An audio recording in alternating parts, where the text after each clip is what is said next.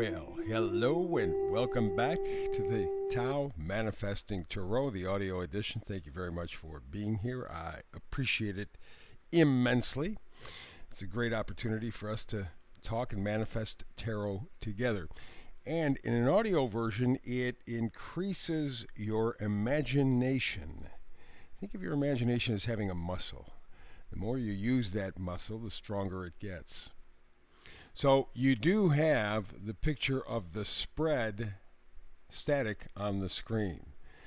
That allows you to take a look at the cards, the way it's unfolding, and you can sit and listen to my run-through. Or periodically you can get up, maybe get yourself a cup of coffee, tea, make a sandwich, whatever it is that you want to do, and still listen. It's my job to make sure that I put together a good, clear story, something that you understand, something that by the end of the reading you go, aha, I got it. This is the energy I can tap in or tap out of. If it's clear like that, it enhances you. And in the experience, you get a better imagination. So that's a good thing. Let's begin.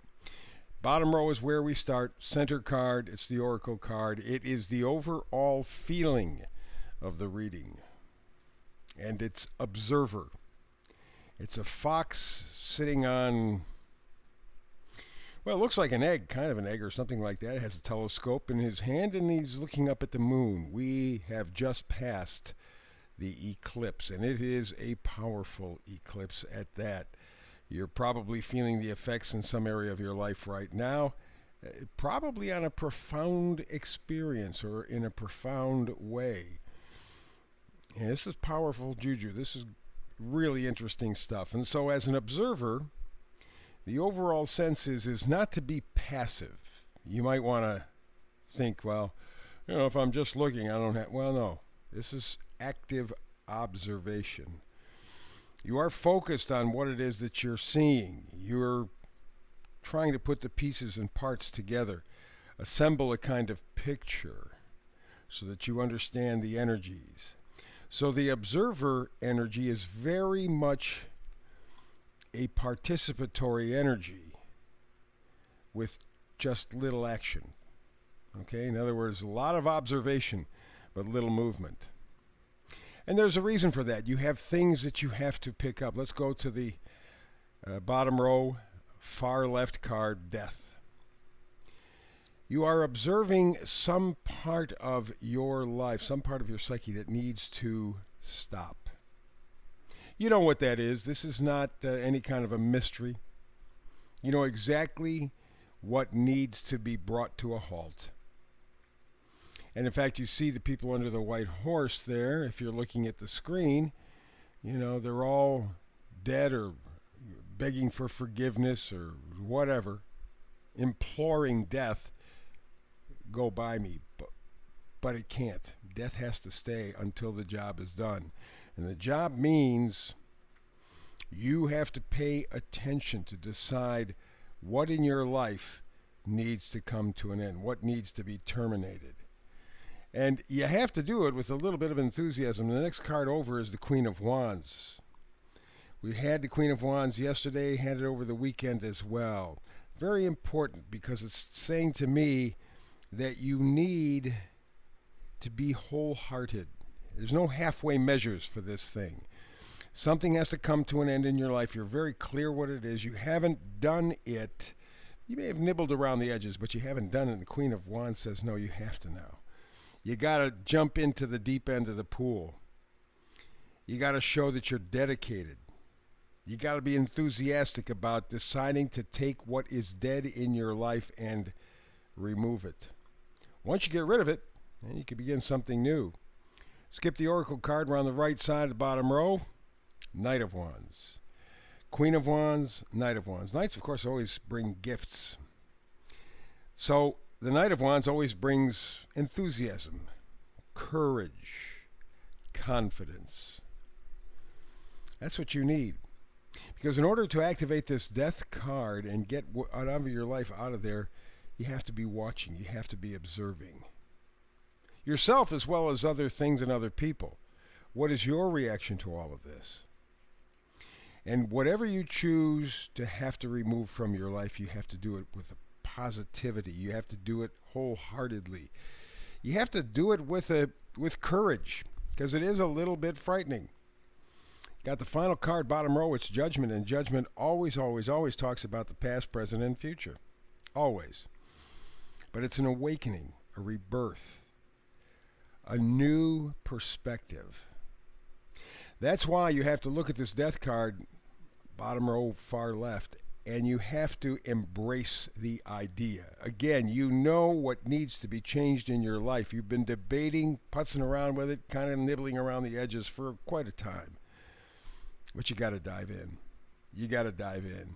And the best way to do it is with a lot of positivity, a lot of enthusiasm, a lot of courage.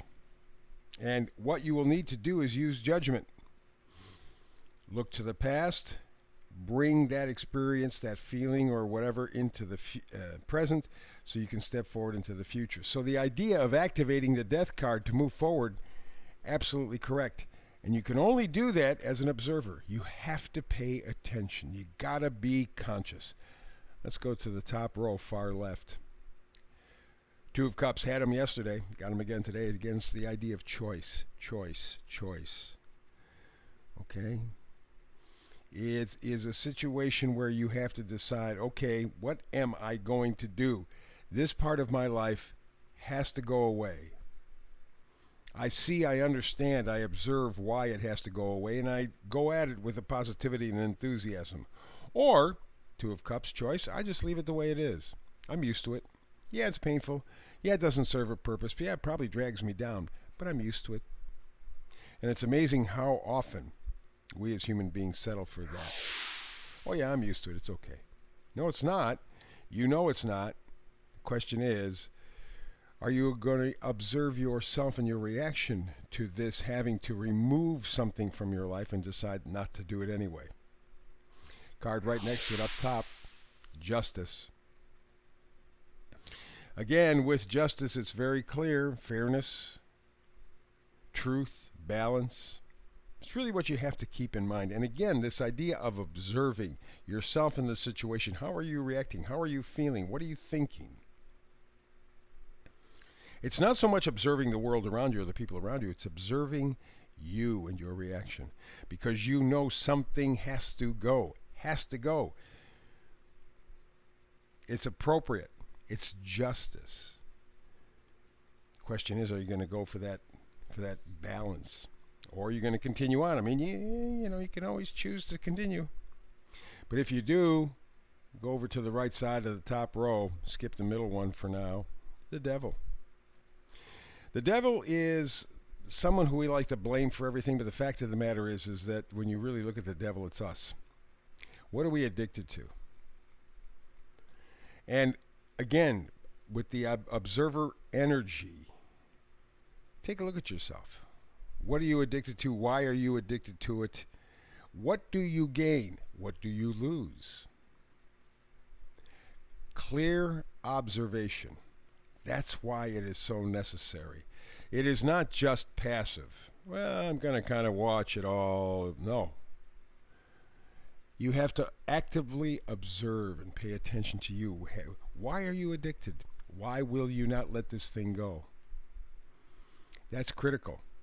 And part of the reason why you might not let it go is the last card up top, and that is Six of Cups. Six of Cups, nostalgia. Something from the past, some feeling, some thought, some idea, someone maybe. That's what you're addicted to. Well, it's always been this way. Or, well, I'm used to it. Boy, does that get us into a ton of troubles. Well, I'm used to it. Ooh. So something from your past needs to be observed, and you need to watch yourself. How do you feel? How do you think? When this idea, when this person, when this image from your past comes up, there is a part of you that is comfortable with it because you're used to it, but it's not beneficial. That's why you have to pay attention to yourself. You're really digging deep and learning more about yourself, and that's what the observer energy is all about. And in the end, we stay up top, dead center. And this is the vice versa card going forward. And it basically is the Five of Wands. Five of Wands is conflict, bickering. It's pettiness. And at this point in your life, you know you've been fighting yourself. For whatever reason, not important. You've been fighting yourself. To no avail, to no benefit. But it's just what you're used to. You've always done it this way, so what the heck? Getting to the point where you're beginning to observe yourself in that situation too, and maybe you're getting to the point where you're going, you know what? Why waste the energy? It's never solved anything. It's not going to solve anything now. I better drop it. Let's move forward into a better future. My choice. But you need to observe yourself. Watch how you feel, what you think when you conjure up this devil card, the death card. How do you feel about letting something that you're used to, that you're comfortable with, how do you feel about letting it go, even though you know you really have to? That is the lesson for today. Watch yourself, learn from yourself, understand yourself. Then you can move forward into the future with much better footing. So there you go. There is the Tao Manifesting Tarot for today. I will have another one for you tomorrow. I do a brand new one, 365. Hope you're there with me. If not, that's okay. I'll miss you, but that's okay. We'll get together again soon. So between now and the next time you and I have a chance to manifest tarot together, as always, peace and blessings.